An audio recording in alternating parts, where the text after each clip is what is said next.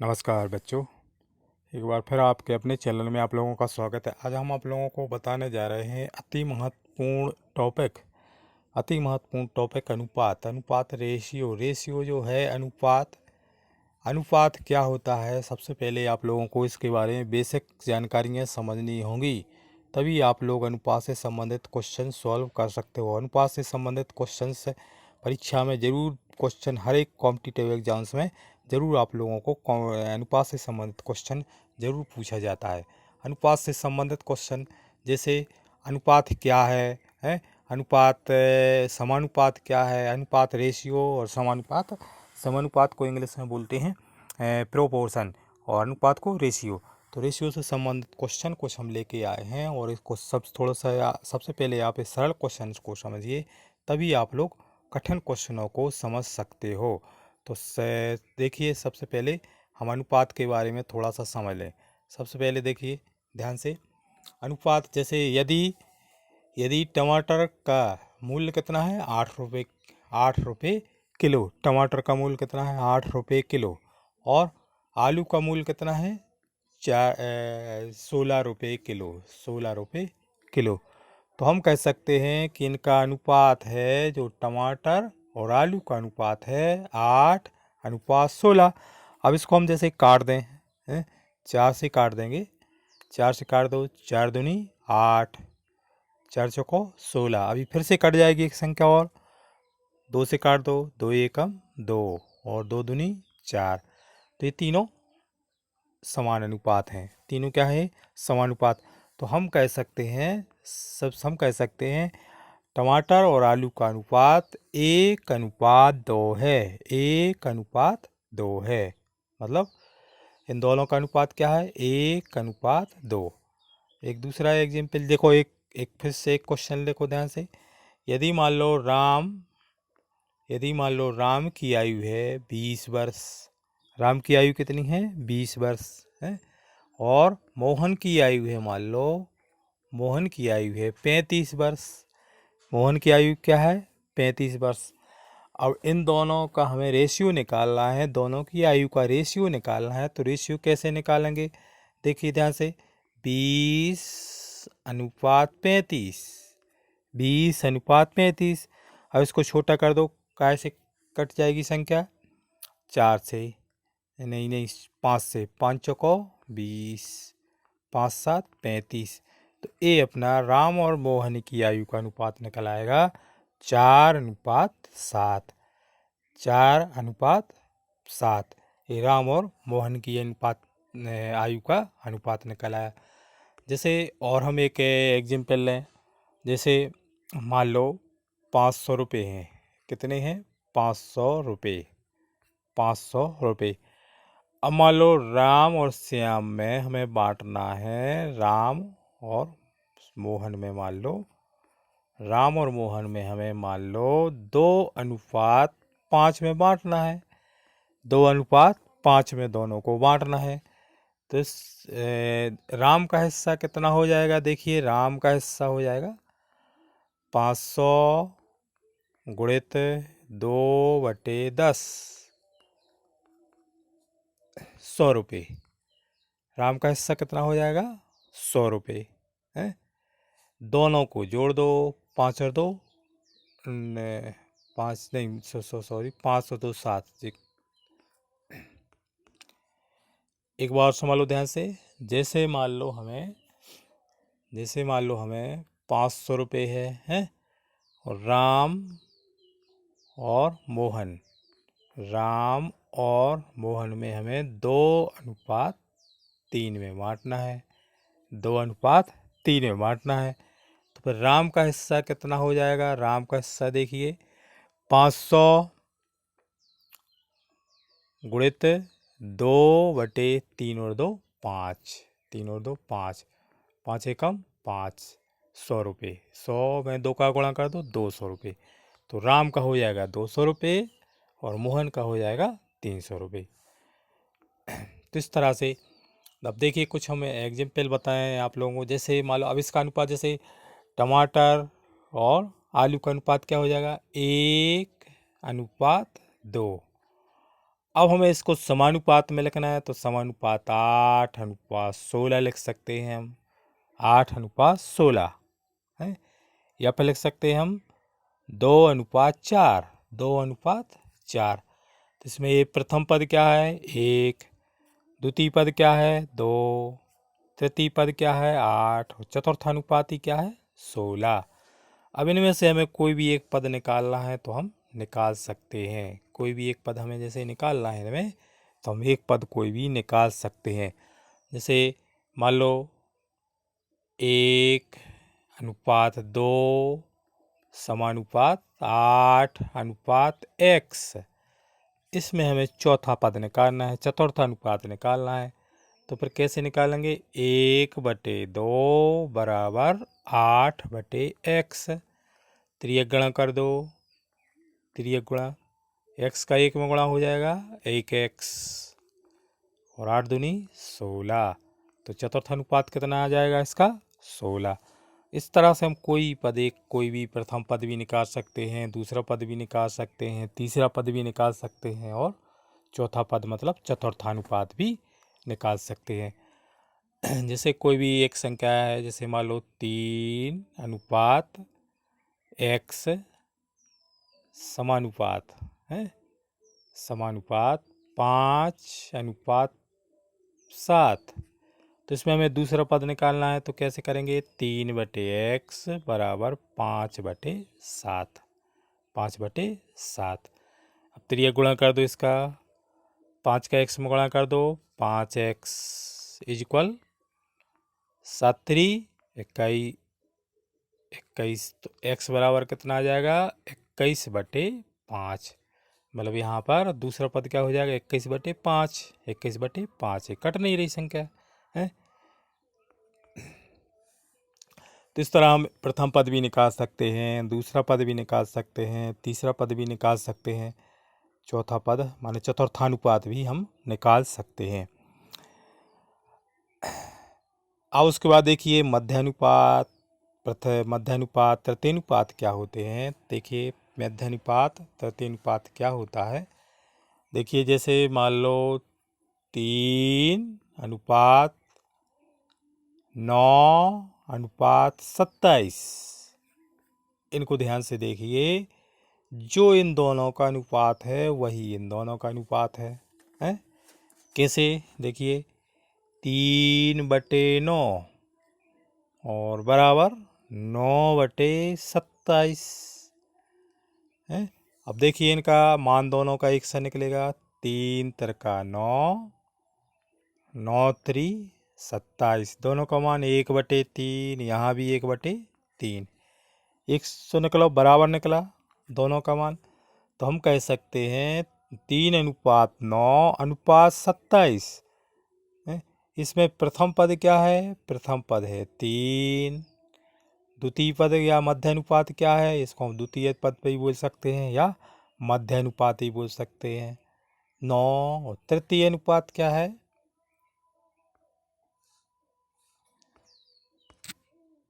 तृतीय अनुपात है 27।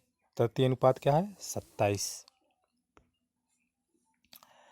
तो हम मध्य अनुपात भी निकाल सकते हैं, तृतीय अनुपात भी निकाल सकते हैं। कैसे निकालेंगे, जैसे मान लो एक एग्जाम्पल दिया है, एक एग्जाम्पल 5:25।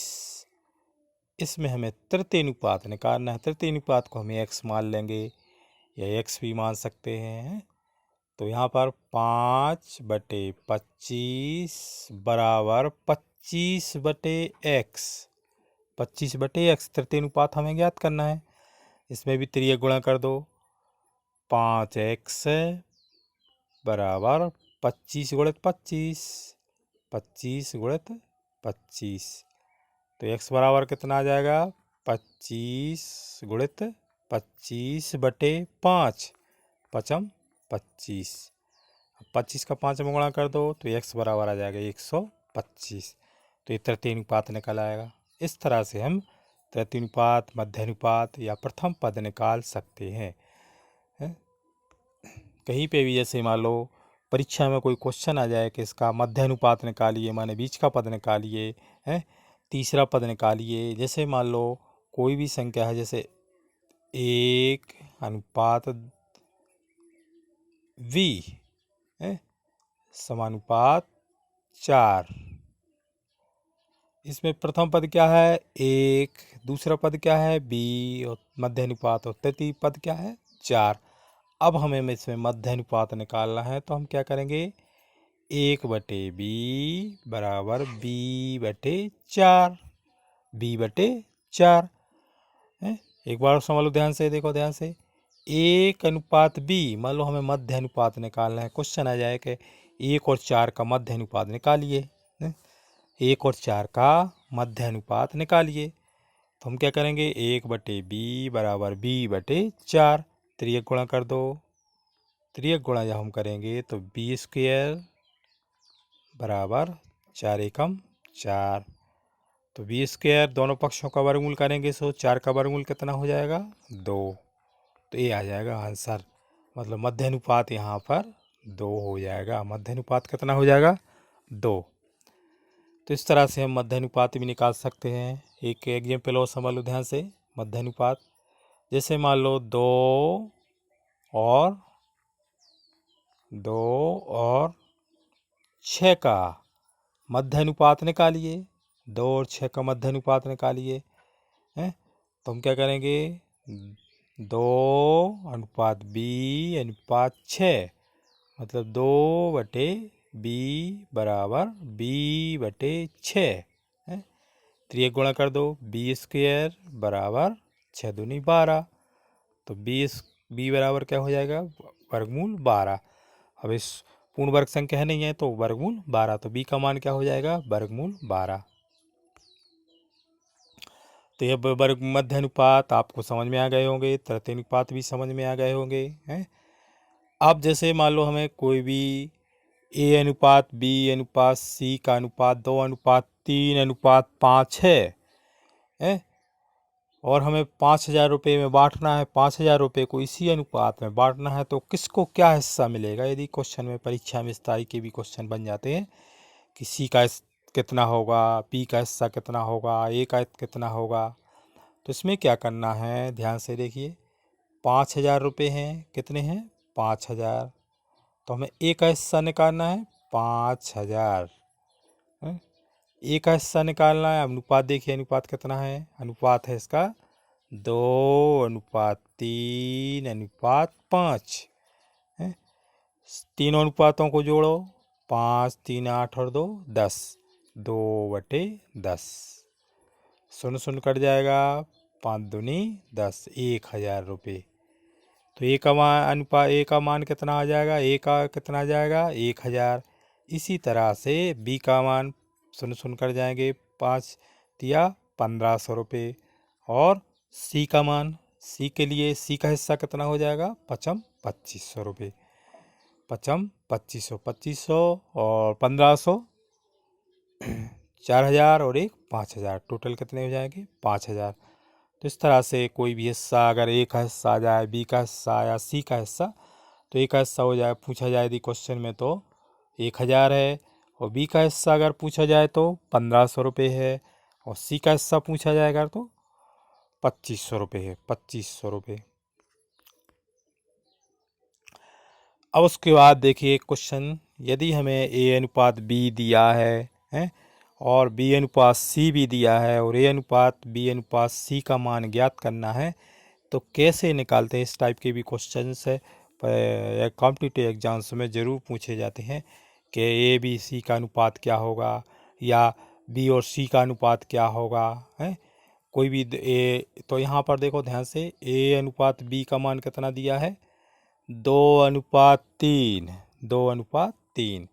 तो यहाँ पर ए अनुपात बी अनुपात सी हमें निकालना है ए अनुपात बी अनुपात सी निकालना है। और ए अनुपात बी का मान कितना दिया है 2:3 2:3। और बी अनुपात सी कितना दिया है 5:7 5:7 है। तो यहाँ देखिए ध्यान से यहाँ पर एक बार समझ लो ध्यान से, ए अनुपात बी का मान कितना दिया है 2:3, और बी अनुपात 7 कितना दिया है 5:7, और हमें ए अनुपात बी अनुपात सी निकालना है? तो अब क्या करेंगे हम, यहाँ देखिए ये खाली जगह जो है, खाली जगह, अब ये खाली जगह है तो इसको आगे बढ़ा दो, 3 के 3 ही 3 लिख दो, और इस 5 को यहाँ लिख दो बस। अब यहाँ आ जाएगा, गुणा कर दो इनका, 5 दूनी 10, अनुपात 5 तिया 15, अनुपात 30 आते 21, जी आ जाएगा ए अनुपात बी अनुपात सी। अब अगर इस संख्या को इसी संख्या से कट रही होती तो हम इसको काट देते, अब इस संख्या कट नहीं रही ना है, 5 10 5 15 21 किसी संख्या से नहीं कटेगी, तो इसका आंसर हो जाएगा ए अनुपात बी अनुपात सी 10:10 अनुपात 15 और अनुपात 21। तो इस तरह से आप अनुपात ए निकाल सकते हो। एक बार समझ लो, देखो ध्यान से, यदि मान लो ए अनुपात बी अनुपात सी, अब ए अनुपात बी दिया है? ए अनुपात दी कोई भी संख्या दी है, मान लो ए अनुपात बी मान लो दिया है 2:3 है, और बी अनुपात सी दिया है मान लो 3:5, और हमें ए अनुपात बी अनुपात सी निकालना है? तो इसको कैसे जमाएंगे, देखो ध्यान से, ए अनुपात बी अनुपात सी लिख लिया पहले है,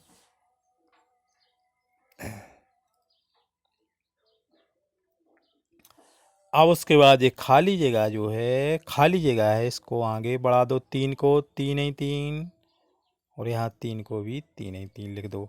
अब आपस में इनको गुणा कर लो, 3 दूनी 6, 3 तिरका 9, और 3 5 15, तो जी आ जाएगा ए अनुपात बी अनुपात सी। अब इसको हम 3 से काट सकते हैं, 3 दूनी 6, 3 तिरका 9, और 3 5 15, तो अनुपात क्या हो जाएगा, अनुपात बी अनुपात सी का मान कितना हो जाएगा 2:3 अनुपात 5।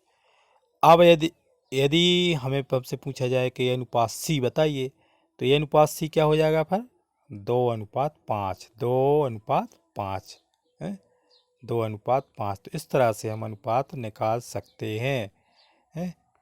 तो आई होप आप लोगों को ये समझ में आ गया होगा अनुपात है। थोड़ी सी आपको हेल्प है, सबसे पहले आप लोगों की बेसिक जानकारी है ध्यान में रखना चाहिए, तभी आप रेशियो से संबंधित कोई भी क्वेश्चंस सॉल्व कर सकते हो कॉम्पिटिटिव एग्जाम्स में। यदि आपका बेस सही नहीं है तो रेशियो से संबंधित क्वेश्चंस आप सॉल्व नहीं कर सकते। इसलिए बेसिक्स ही हमने ये बहुत ही महत्वपूर्ण जानकारी आप लोगों को दी है, इनको आप ध्यान रखना, और यदि जो समझ में ना आ रहा हो तो इसके लिए आप लोग कमेंट जरूर करना। इस क्वेश्चन को एक बार और समझ लो, देखो ध्यान से, जैसे मान लो हमें ए अनुपात बी अनुपात सी है, कोई भी मान, जैसे मान लो ए अनुपात बी दे रखा है, ए अनुपात बी कितना दिया है, मान लो दिया है 5:9, ए अनुपात बी का मान दिया है मान लो 5:9 है, और बी अनुपात सी मान लो दिया है 3:2 है। अब हमें ए अनुपात बी अनुपात सी निकालना है, तो फिर कैसे निकालेंगे एक बार ध्यान से देखिए। अब यहाँ पर जो खाली जगह डली है, इसको आगे हम इसी संख्या को 9 को 9 ही 9 लिख दो, और 3 के 3 ही 3 लिख दो। इतना आप लोगों को ध्यान रखना है कि जो पहले ए अनुपात बी अनुपात सी लिख के ए अनुपात बी लिख दो, और बी अनुपात सी लिख दो। अब इनका आपस में गुणा कर लो, इनका आपस में गुणा कर लो, 3 5 15, 9 तिया 27, और 9 दूनी 18, तो जी आ जाएगा रेशियो ए अनुपात बी अनुपात सी का रेशियो हो जाएगा 15:27:18। अब इसको हम काट सकते हैं। किस संख्या से काट सकते हैं इसको? देखिए ध्यान से, 3 से। 3 5 15, 3 नाम 27, 3 6 18। तो ये आ जाएगा ये अनुपात। अनुपात ए अनुपात बी अनुपात सी। 5:5:9, 5:9:6। तो जिस तरह से अनुपात निकाल सकते हो। ध्यान रखना इसको, जो जो ए संख्या है इसी को हम आगे बढ़ा देते हैं और ये संख्या है इस साइड खाली जगह को यहाँ भर देते हैं। तो इस तरह से अनुपात के संबंधित क्वेश्चंस हैं। आप लोगों को आई होप आप लोगों को समझ में आ गए होंगे। और भी जो आगे टफ क्वेश्चन जो क्वेश्चन आते हैं उनको भी हम आगे के वीडियो में समझाएंगे।